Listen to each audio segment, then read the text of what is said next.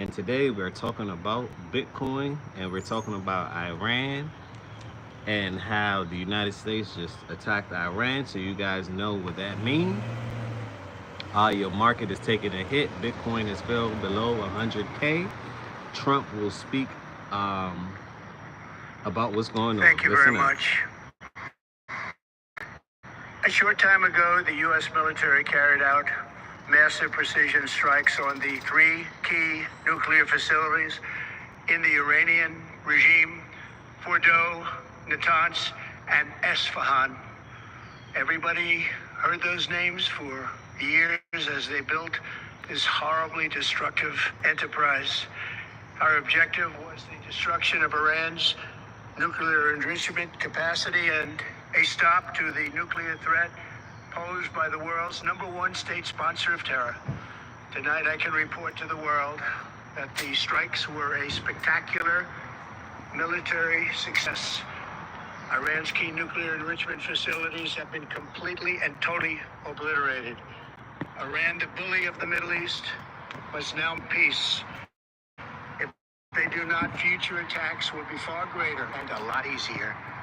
For 40 years, Iran has been saying death to America, death to Israel.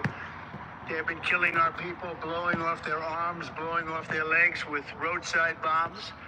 That was their specialty. We lost over 1,000 people, and hundreds of thousands throughout the Middle East and around the world have died as a direct result of their hate. In particular, so many were killed by their general, Qasem Soleimani. I decided a long time ago that I would not let this happen. It will not continue. I want to thank and congratulate Prime Minister Bibi Netanyahu. We worked as a team like perhaps no team has ever worked before. And we've gone a long way to erasing this horrible threat to Israel. I want to thank the Israeli military for the wonderful job they've done. And most importantly, I want to congratulate the great American patriots who flew those magnificent machines tonight, and all of the United States military on an operation the likes of which the world has not seen in many, many decades. Hopefully, we will no longer need their services in this capacity. I hope that's so. I also want to congratulate the chairman of the Joint Chiefs of Staff, General Dan Raisin-Kane, spectacular general, and all of the brilliant military minds involved in this attack. With all of that being said, this cannot continue. There will be either peace or there will be tragedy for Iran far greater than we have witnessed over the last 8 days. Remember, there are many targets left. Tonight's was the most difficult of them all, by far, and perhaps the most lethal. But if peace does not come quickly, we will go after those other targets with precision, speed, and skill. Most of them can be taken out in a matter of minutes. There's no military in the world that could have done what we did tonight, not even close. There's never been a military that could do what took place just a little while ago. Tomorrow, General Kane, Secretary of Defense, Pete Hegseth will have a press conference at 8 a.m. at the Pentagon. And I want to just thank everybody, and in particular, God. I want to just say, we love you, God, and we love our great military. Protect them. God bless the Middle East. God bless Israel, and God bless America. Thank you very much. Okay. So you guys heard the speech. You guys heard the speech about what's going on with the world and what we're currently in.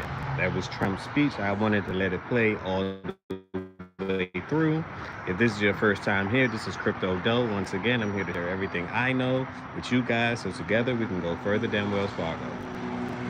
The world isn't on a good consciousness right now as we speak. There's war. Now, let's pray for Iran, let's pray for Israel, and let's also pray for the United States, because we don't know what's to come, right? We don't know what's to come. Iran has threatened the United States. Iran is going through it with Israel. They supposedly, hypothetically, Iran has a nuclear bomb, but who's to know if they actually has one or they have the capability of producing one? So that's a whole nother geopolitical realm that I'm not really interested in, but it does affect your portfolio. So let's get back into Bitcoin, right? That's just the world news, and news affect portfolios. It's just that simple, right? Current events will affect your portfolio.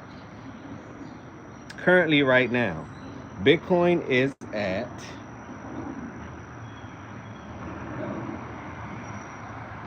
this current time of this speaking, Bitcoin is at $99,000 and approximately $463, right? So Bitcoin has actually broken its 100K um, psychological number. I think that Bitcoin can go all the way down to about 93K before it actually bounce back, right? A lot of people portfolios, if you over leverage or overextend it, it will get decimated, right? Because everything follows Bitcoin. Smash a like button if you agree with that. Ethereum right now is at 2200. XRP right now has broken down past $2 and is currently hovering above $1.95. It came all the way down to $1.93. So the market is taking a hit based on this news. They attacked and I've been posting on this channel for a while now, at least for under a week, right? Stating, because the war propaganda just started, stating that if the United States get involved, watch out for your portfolio. Make sure that you have some type of cash on the side to take advantage of this opportunity, because it's an opportunity. It's not going to last too long, right? It's going to, I believe that this is one of the last shakeouts that you're going to get before you actually take off. And if this didn't happen, I wouldn't have done my research on a couple of projects, especially this AI project that I just can't get my mind over, right? And it has something to do with the Root network, right? But also they have a lot to do with gaming. I'm going to do an upload on that one. This main focus is the Bitcoin crash. And why is the Bitcoin crashing? Because of cataclysmic world events that's going on in the world. That's simply why. Right? It's not.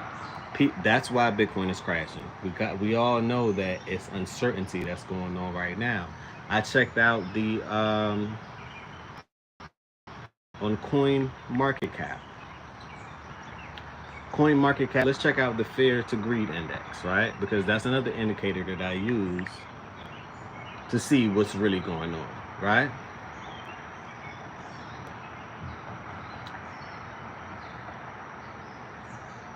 The fear to greed right now is at a 40.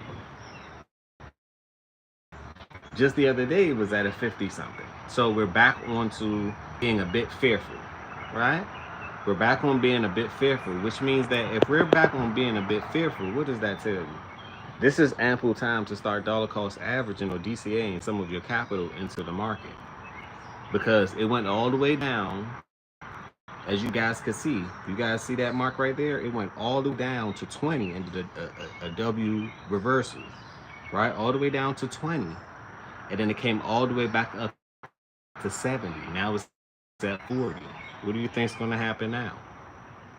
You know, so pay attention to those indicators as well. Binance is at 611. You have Solana at 129. You have Tron at 26 cents. ADA has fallen to 53 cents. I'm going to pick up some more ADA. Link is now $11. XLM is now 22 cents, right? This is grand opportunity. XMR, I like that one. Price $299 as we speak. Uniswap is at $6. Bittenzer Tau is at $300.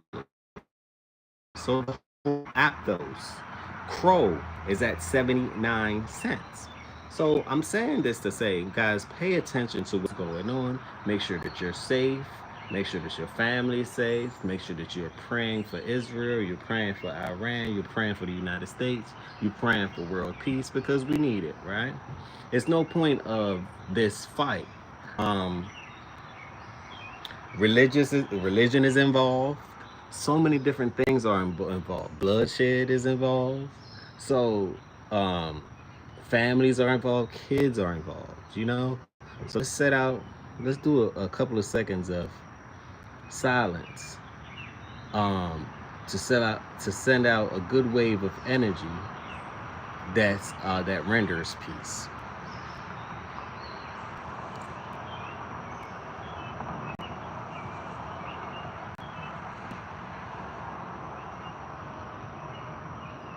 On that note, I'm going to end the live like that, just giving you a crypto update on what's going on in the world. Make sure that you're protecting your assets and make sure you have some money on the side to take advantage of these things because you're going to need it. On that note, and also check out my crypto merch